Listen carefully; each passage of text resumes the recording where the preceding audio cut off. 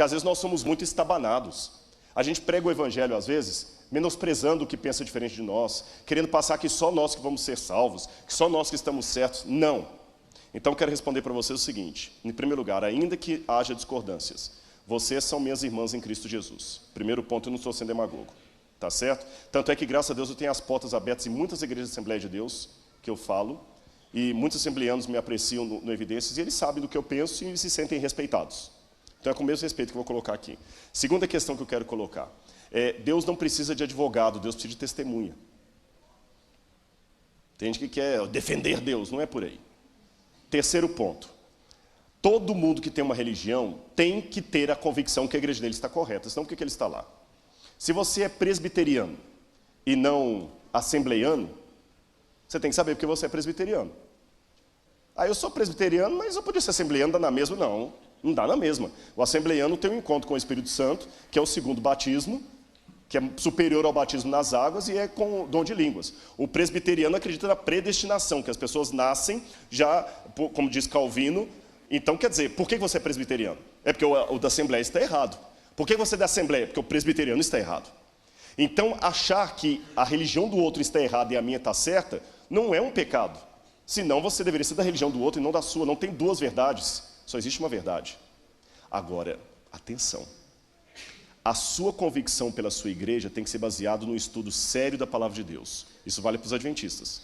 Não é só porque o pastor falou, porque seu pai te criou daquele jeito. Um estudo sério da Bíblia por conta própria. Segundo, a sua convicção não deve fazer do céu um clube da sua igreja. Porque eu tenho convicção do que eu acredito, mas os sinceros de Deus estão aqui dentro e também lá fora.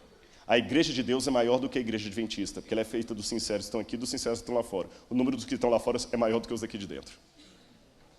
Se o céu for só de adventista, eu não quero ir para lá. Se o céu for de todos aqueles que pertencem a Deus, eu vou para lá. Amém? Porque não é placa que salva, é Cristo Jesus. Ficou claro isso? Então, com esse preâmbulo, eu vou apresentar a minha explicação. A doutrina do arrebatamento secreto, essa é uma doutrina nova. Ela não foi ensinada pela Reforma Protestante. A doutrina do arrebatamento secreto não foi ensinada pelos pais da igreja. Ela não foi ensinada na Idade Média. É uma doutrina nova, que surgiu especialmente nos Estados Unidos e se tornou mais forte a partir da Guerra Fria entre Estados Unidos e União Soviética. Porque a União Soviética era o eixo do mal. Então, muitos pregadores americanos, que começaram a pregar contra o mal, que era os Estados Unidos, começaram a colocar a União Soviética na profecia.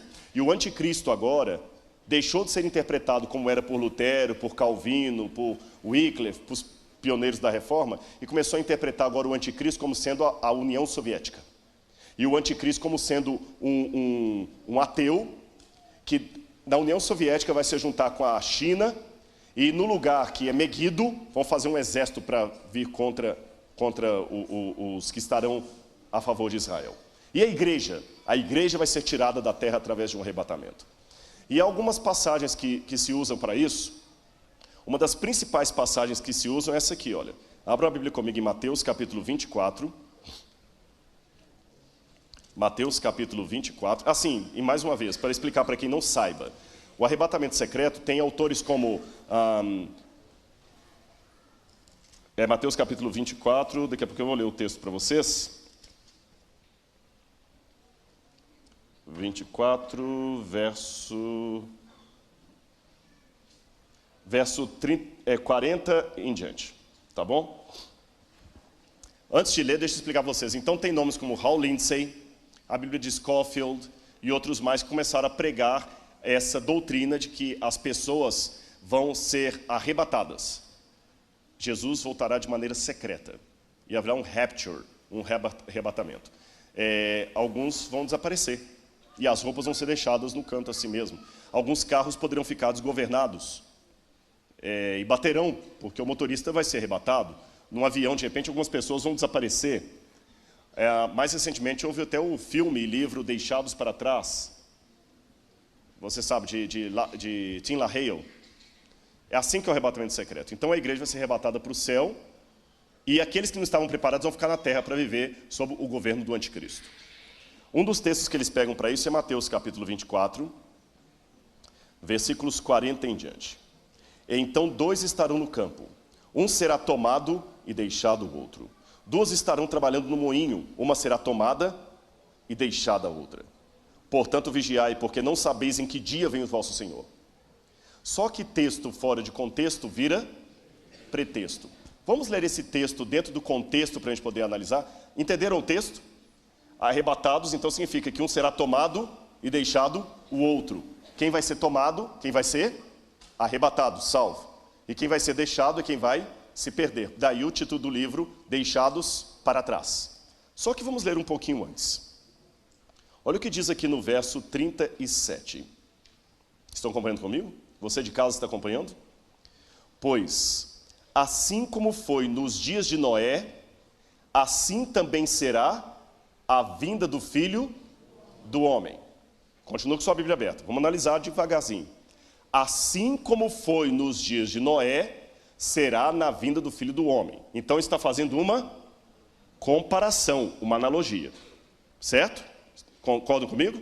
Uma comparação, uma analogia. Como era nos dias de Noé? Porquanto, assim como nos dias anteriores ao dilúvio, comiam, bebiam, casavam-se e davam-se em casamento, até o dia em que Noé entrou na arca. E não perceberam, senão quando veio o dilúvio e os levou a todos. Quem foi levado aqui no dilúvio? Quem se salvou ou quem se perdeu? O que vocês acham? Vou fazer a pergunta. Quem foi levado aqui? Quem se salvou ou quem se perdeu? Quem se perdeu. Quem se perdeu. E não perceberam até que veio o dilúvio e os levou a todos. Até que e não perceberam, senão quando veio o dilúvio e os levou a todos. Assim será também na vinda do Filho do Homem. Olha a comparação. A vinda do Filho do Homem será como os dias de Noé. Porque nos dias de Noé, todos casavam-se e davam-se em casamento, comiam e bebiam, até que veio o dilúvio e os levou a todos. Assim também será a vinda do Filho do Homem. 2 estarão no campo, um será levado, tomado, e o outro será deixado. Pela comparação, quem será levado? Quem se perde. Quem será deixado e quem será poupado. 2 estarão no moinho, uma será tomada, deixada a outra. A gente não pode esquecer o contexto. Ele está comparando com os dias do dilúvio, assim como foi no dilúvio. E no dilúvio, ele explica bem claro, até que veio o dilúvio e levou aqueles que se perderam. Assim também será a vinda do Filho do Homem. 2 estarão no campo, um também será tomado, ou levado, que é sinônimo, e o outro será poupado. 2 estarão no moinho, uma será tomada e outra poupada. Pelo contexto bíblico é o contrário. Quem fica é que foi preservado. Perceberam o contexto? E mais à frente, antes de tudo isso aqui, fala no verso 30. Então aparecerá no céu o sinal do Filho do Homem. É anterior a isso aqui.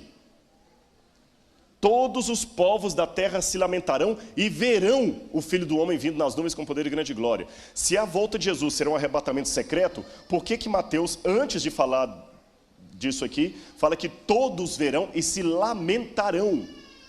Ah, mas eles verão porque as roupas... Uma vez alguém me explicou assim, eles verão porque as pessoas vão desaparecer, então eles vão ver que Cristo veio. Não, mas não é isso que a Bíblia fala. Todos os povos da terra se lamentarão e verão o Filho do Homem vindo sobre as nuvens. Parousia, vinda gloriosa.